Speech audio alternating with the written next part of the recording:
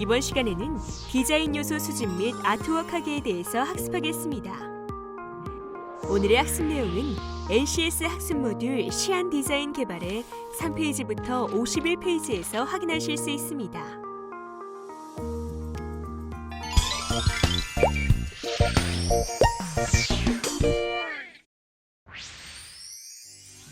윤서 씨, 네. 포스터 디자인 이미지 찾았어?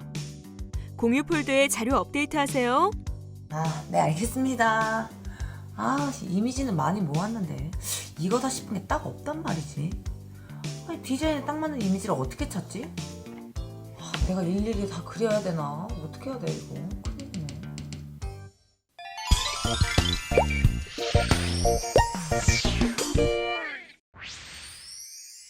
오늘 배울 내용의 NCS 정보를 확인합니다.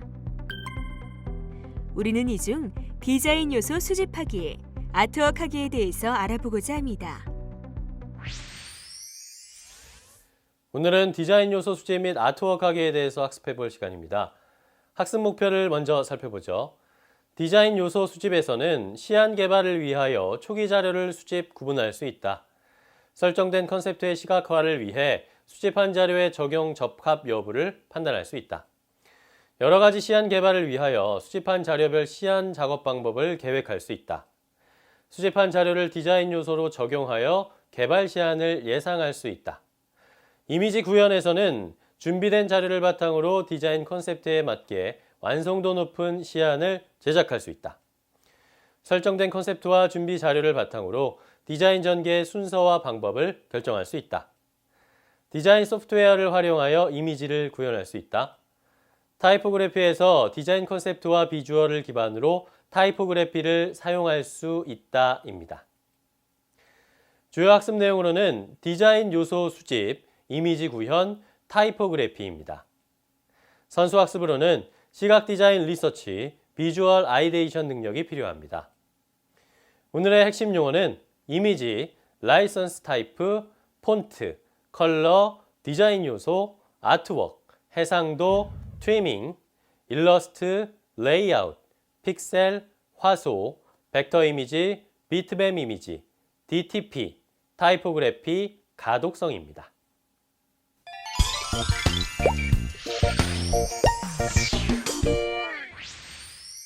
선생님 안녕하세요. 네, 안녕하세요. 반갑습니다. 네.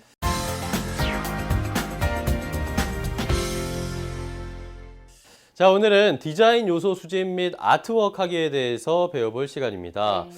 저는 이 아트워크이란 말이 좀 생소한데요. 네. 강사님, 아트워크라는 게 무슨 의미죠? 네, 아트워크는 앞서 설정된 디자인 컨셉에 맞게 준비된 자료를 활용해서 창조적인 디자인 이미지를 만들어내는 과정이에요. 디자인 소프트웨어를 활용해 이미지의 표현과 컨셉에 적합한 타이포그래피 사용, 레이아웃을 구성해서 이런 거 모두 다 포함하죠. 아, 그렇군요. 네.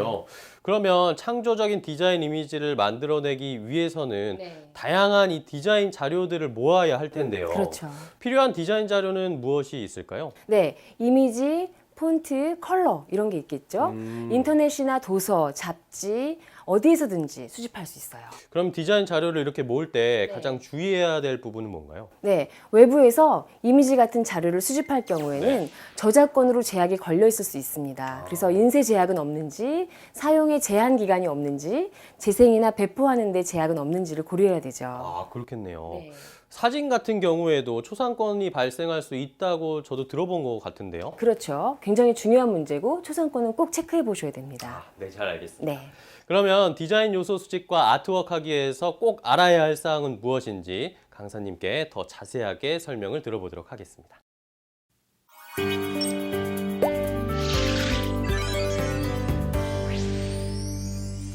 시안 개발을 위해서는 디자인 자료를 수집해야 되는데요. 디자인 자료로는 이미지, 폰트, 컬러 같은 것들이 있습니다. 이미지 수집에 있어 가장 우선적으로 고려해야 할 것은 프로젝트의 개요, 일정, 예산을 생각해 이미지를 제작할 것인지 아니면 다른 곳에서 이미지를 조달할 것인지 결정하는 것입니다. 인터넷은 이미지를 확보할 수 있는 가장 빠른 방법이죠. 무료 또는 유료로 사진이나 벡터 이미지를 내려받을 때는 저작권 제약에 관한 여러 조건을 꼼꼼히 살펴보아야 합니다. 허가는 자동적으로 얻을 수 있지만 제약이 있는 경우도 있죠. 인쇄 제약은 없는지, 사용 제한 기간은 없는지, 재생이나 배포하는 데 제약은 없는지를 고려해야 합니다. 이미지 대여 사이트를 이용하여 이미지를 대여할 경우에는 라이선스 타입을 확인하고 구매하는데요.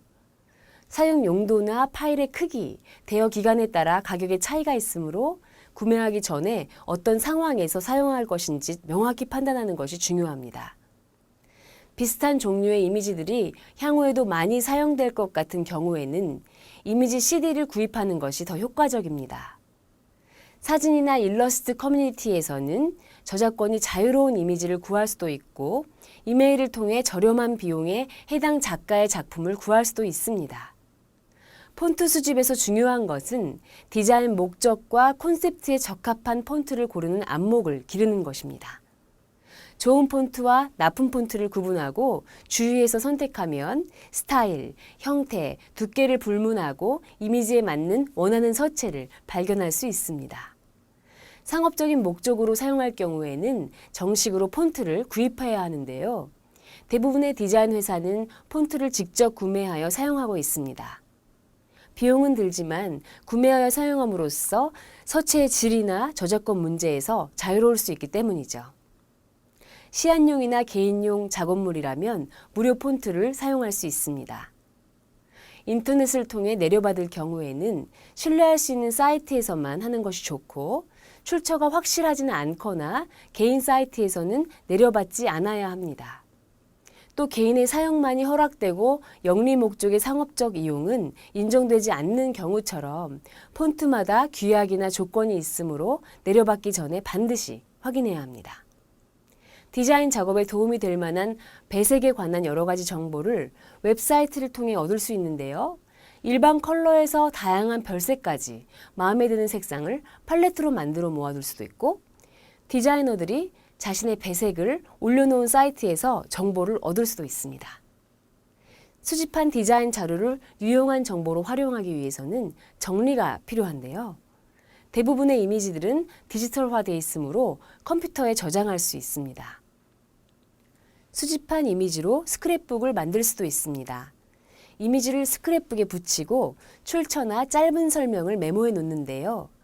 전통적인 방법이지만 이미지를 잘라 붙이는 행위는 이미지에 대한 보다 깊은 성찰을 가능하게 합니다. 종이 상자나 파일철을 활용하는 방법도 있습니다. 이미지를 복사한 출력물이나 잘라낸 이미지를 종이 상자나 파일철에 수집하는 것인데요. 자료의 출처와 날짜, 자료에서 느껴지는 감정을 기록하여 함께 복원합니다. 이렇게 수집된 자료는 디자인 컨셉트와 시안의 방향을 고려하여 적합 여부를 판단하게 됩니다. 메시지의 성격, 분위기, 톤, 감성, 무게감처럼 메시지와 유기적인 조화를 이룰 수 있는 자료를 찾아야 합니다. 또 목표 수용자의 나이, 성별, 사회적 계급, 매체의 생명주기, 정보의 명확성, 소비자 인지 가치, 디자인 기준, 예산과 일정을 고려하여 적합한 자료를 선택해야 하는데요. 부적합한 자료도 별도로 분류하여 추후 활용할 수 있도록 합니다. 그럼 지금부터 윤서 씨와 함께 디자인에 사용될 디자인 요소를 수집해 보겠습니다. 뉴스레터를 디자인하기 위해 주제를 정하고 원고를 작성합니다. 신문에 삽입될 사진을 디지털 카메라를 이용해 촬영하는데요. 인쇄 제작을 고려하여 고해상도로 촬영합니다. 촬영한 사진을 컴퓨터에 복사하고 팀원들과 사진의 상태를 함께 점검합니다. 이미지는 웹 검색을 통해서도 수집할 수 있습니다. 디자인 관련 사이트에서 콘셉트에 맞는 이미지, 폰트, 배색 자료를 내려받는데요. 내려받은 자료는 시안 방향별로 분류하여 폴더를 만들고 정리합니다. 직접 사진을 찍고 인터넷을 통한 이미지 수집까지 실습해 봤습니다. 이처럼 시안 개발을 위해서는 많은 디자인 자료를 수집해야 하는데요. 이미지 수집에 있어 가장 우선적으로 고려해야 할 것은 프로젝트의 개요, 일정, 예산을 생각해 이미지를 제작할 것인지 아니면 다른 곳에서 이미지를 조달할 것인지를 결정하는 것입니다. 이미지를 내려받을 때는 저작권 제약에 관한 여러 조건을 꼼꼼히 살펴봐야 합니다. 폰트 수집에서 중요한 것은 디자인 목적과 콘셉트에 적합한 폰트를 고르는 안목을 기르는 것입니다. 상업적인 목적으로 사용할 경우에는 정식으로 폰트를 구입해야 하며 시안용이나 개인용 작업물이라면 무료 폰트를 사용할 수도 있습니다. 수집한 디자인 자료를 유용한 정보로 활용하기 위해서는 정리가 필요한데요. 이미지 소프트웨어, 스크랩북, 종이 상자나 파일처를 활용하는 방법이 있습니다. 수집된 자료는 디자인 컨셉트와 시안의 방향을 고려하여 적합 여부를 판단하게 되는데요. 메시지의 성격, 분위기, 톤, 감성, 무게감처럼 메시지와 유기적인 조화를 이룰 수 있는 자료를 찾아야 한다는 것을 꼭 기억하시기 바랍니다. 자, 다음은 이미지 구현에 대한 강의입니다.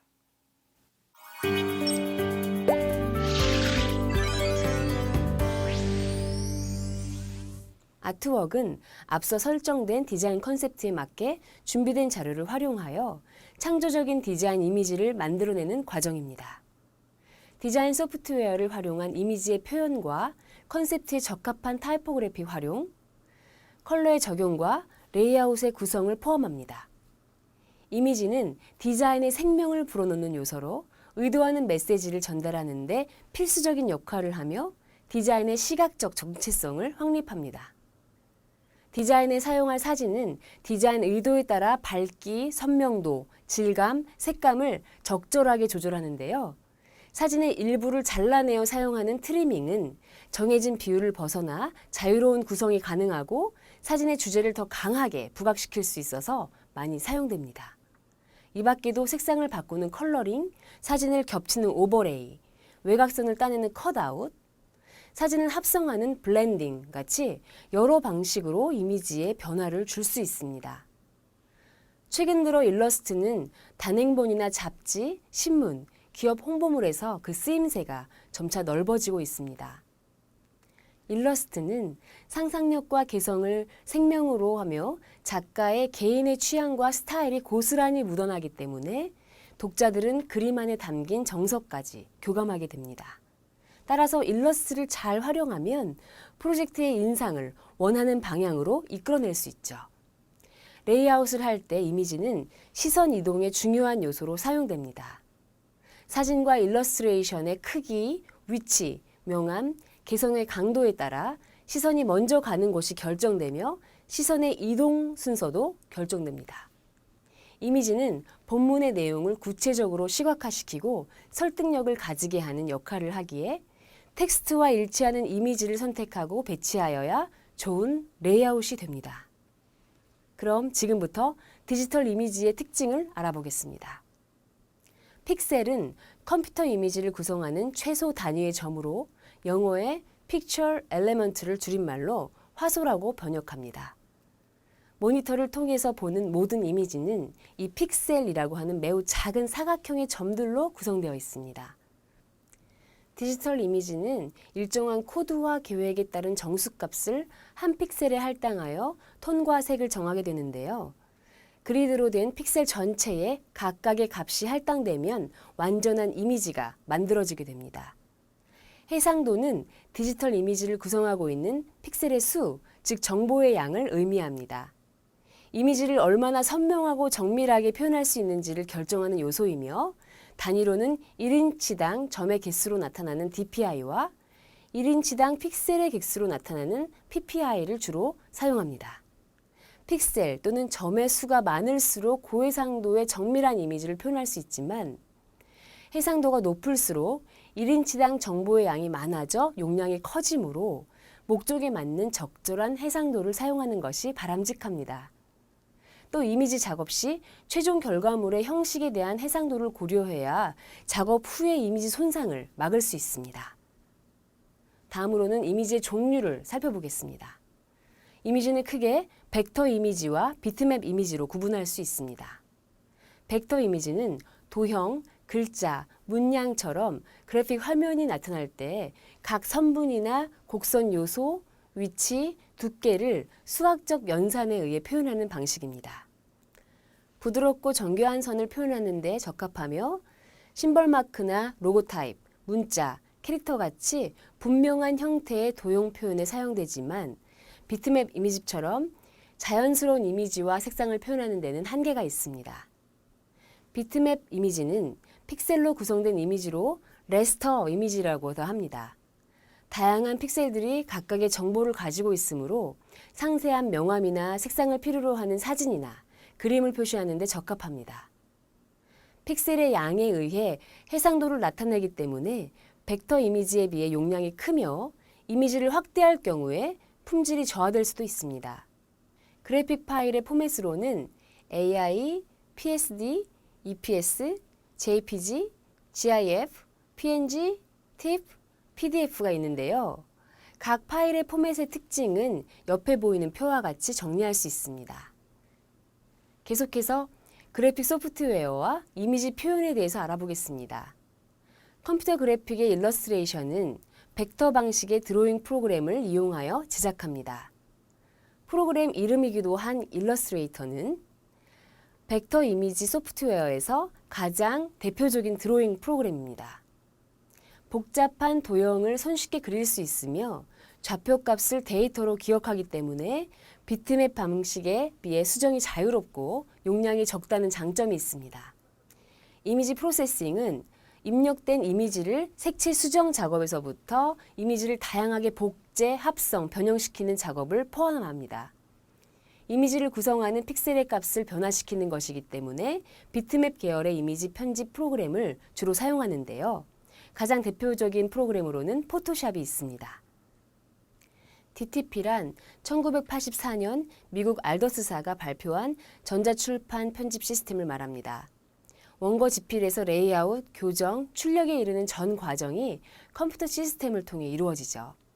쿼크 익스프레스는 인쇄 업체에서 가장 보편화된 프로그램으로 서식, 레이아웃, 컬러, 일러스트레이션 도구를 포함한 그래픽 처리 기능, 워드 프로세싱, 프리프레스를 포함하여 4도 분판뿐만 아니라 6도 분판이 가능하여 원본 이미지를 최대로 구현할 수 있습니다.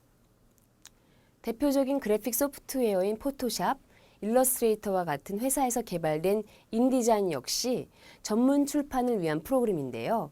세 가지 프로그램이 연결되어 움직이므로 그래픽 작업에서의 완벽한 통합성을 제공하여 작업의 효율성을 높여줄 수 있습니다. 그럼 지금부터 한윤선 씨와 함께 이미지를 이용한 디자인 작업을 실습해 보겠습니다.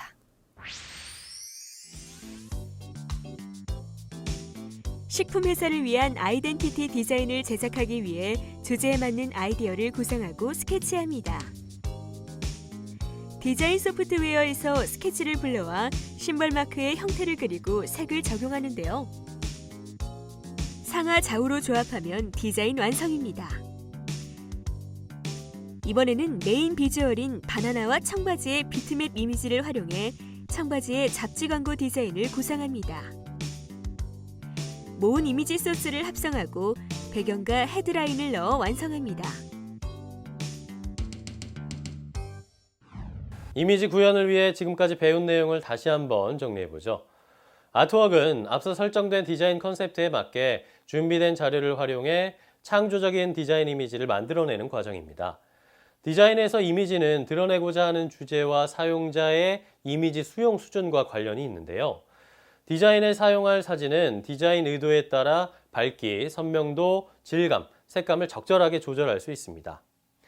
일러스트는 사진과 달리 작가의 개인 취향과 스타일이 고스란히 묻어나기 때문에 독자들은 그림 안에 담긴 정서까지 교감할 수 있습니다. 레이아웃을 할 때 이미지는 시선 이동의 중요한 요소로 사용되는데요. 텍스트와 일치하는 이미지를 선택하고 배치해야 좋은 레이아웃이 됩니다. 디지털 이미지는 픽셀로 구성되는데요.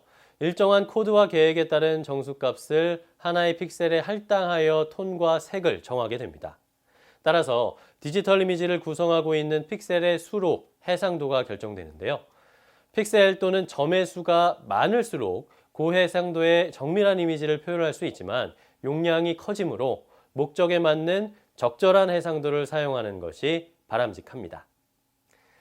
이미지는 크게 벡터 이미지와 비트맵 이미지로 구분할 수가 있습니다.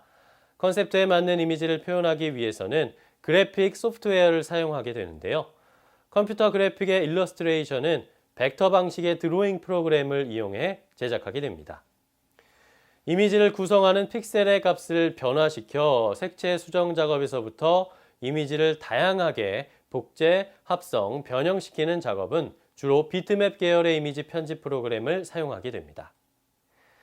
전자출판 시스템에서는 쿼크 익스프레스, 인디자인 같은 프로그램을 주요 사용한다는 것까지 정리해 두시기 바랍니다. 그럼 계속해서 타이포그래피에 대한 강의를 들어보죠.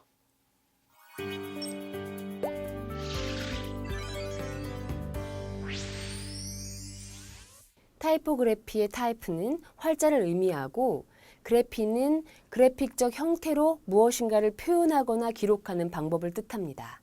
즉, 타이포그래피는 활자를 시각적 형태로 기록하거나 표현하기 위한 방법이라고 해석할 수 있습니다. 글로 표현하는 생각은 타이포그래피를 통해 시각적 형태를 갖추게 되며 이는 디자인의 성격과 전체 디자인이 풍기는 느낌에 영향을 미치죠. 글자와 언어를 시각 요소로 전환시켜 정보를 읽고 해석하기 용이하게 만드는 것이 타이포그래피의 주 목적입니다. 이를 위해 시각적 문법에 따라 서체의 종류와 크기, 공간을 조화롭게 사용하여 페이지 공간 속에서 정보를 정확하게 전달해야 합니다. 서체란 글씨의 형태, 즉 생김새를 의미하는 말입니다. 그래픽 디자인에서 서체는 정보를 전달하는 중요한 디자인 요소의 하나로서 서체 그 자체가 디자인의 대상이 되기도 합니다. 서체는 그 종류에 따라 성격이 다르므로 사용하는 목적에 따라 신중하게 선택해야 합니다. 서체를 분류하는 방식은 다양하고 복잡하지만 크게 쉐리프와 산세리프, 스크립트로 나눌 수 있습니다. 세리프는 글자의 세로 획 끝이 돌출되어 있어서 장식적인 느낌을 주는 서체를 말합니다. 영어의 타임스체, 한글의 명조체가 대표적입니다. 가독성이 높아 텍스트의 양이 많은 책이나 보고서의 본문 글씨로 주로 사용됩니다. 산세리프는 돌출부 없이 글자의 수직선이 곧게 내려오는 서체를 말합니다. 영어의 헬베티카체, 한글의 고딕체가 대표적입니다. 명쾌하고 현대적인 느낌을 주어 표지나 제목을 강조해야 하는 텍스트에 자주 쓰이지만 잡지나 브로셔에서도 본문용으로 사용되기도 합니다. 스크립트는 손글씨와 같은 필기체 느낌의 서체를 가리킵니다. 스크립트체는 서체의 독특한 특성 때문에 텍스트가 많은 본문에 쓸 경우 가독성이 떨어지거나 시각적으로 피로감을 줄 수 있습니다. 서체는 가능하면 최소한의 종류와 크기를 사용하는 것이 바람직한데요. 종류와 크기, 컬러가 서로 다른 서체를 사용할 경우 자칫하면 전체적으로 일관성을 잃고 산만해지기 쉽기 때문이죠.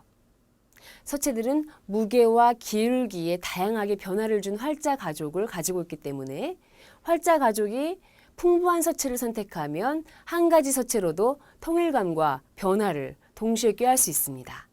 따라서 디자이너는 서체 적용에 관한 일반적인 원칙과 계획을 세워놓고 디자인해야 되는데요. 새로운 서체에 대한 실험도 중요하지만 기본 서체에 대한 올바른 활용이 훨씬 더 중요합니다. 서체를 배치할 때 결정해야 할 사항 중에 하나는 행의 길이입니다.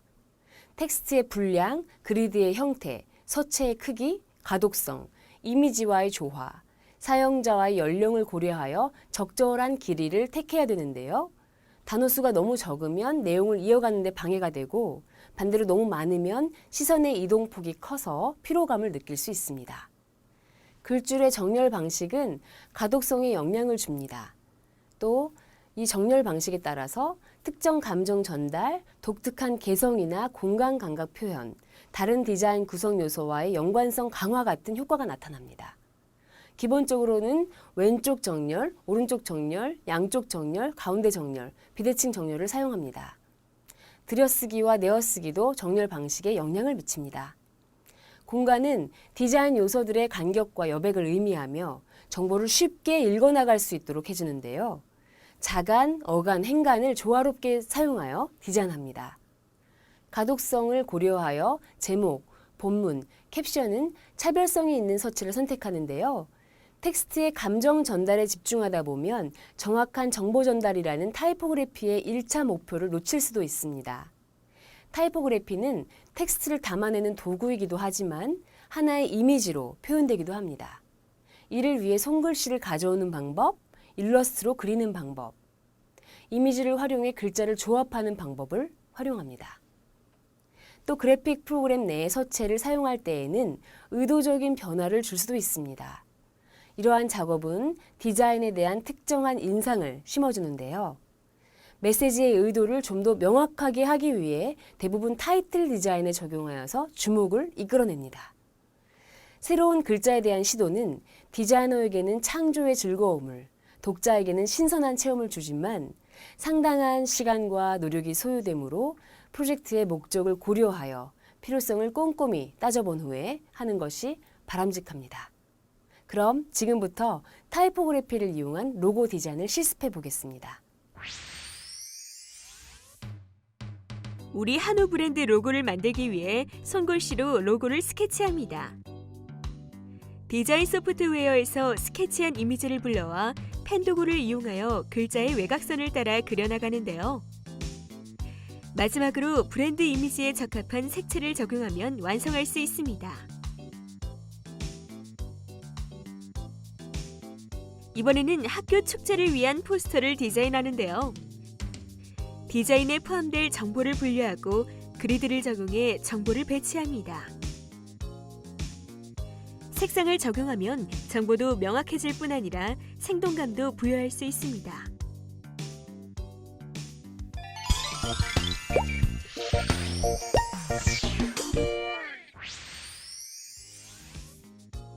이미지 합성 작업을 시작한 윤서 씨.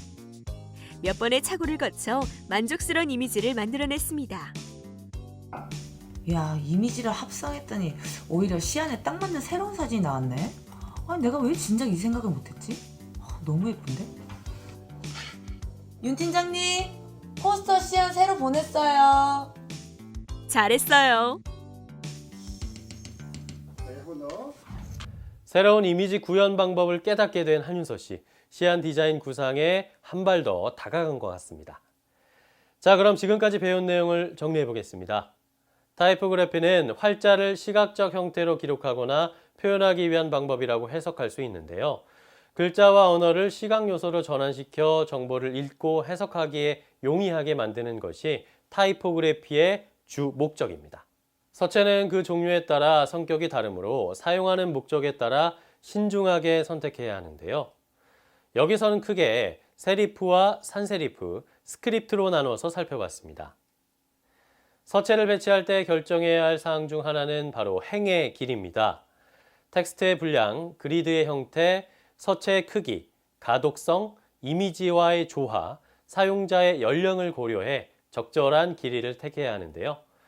글줄의 정렬 방식, 자간, 어간, 행간의 공간을 조화롭게 사용해 디자인합니다.